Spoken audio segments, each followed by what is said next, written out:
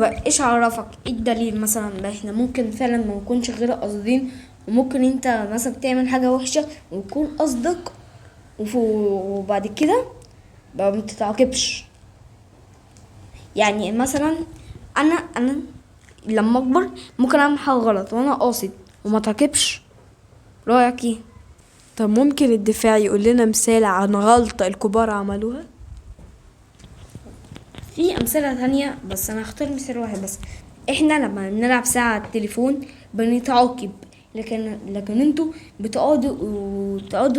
ما احنا بناخد ساعه بس على التليفون من غير قصدنا، مش احنا مش عايزين نقعد ساعه من غير قصدنا وبنتعاقب. لكن انتوا كبار بيقعدوا ساعات وقصدهم ومش بيتعاقبوا، وبيقولوا لنا خافوا على نظرهم، وممكن اصلا اقول لهم انتوا خايفوا على نظركم.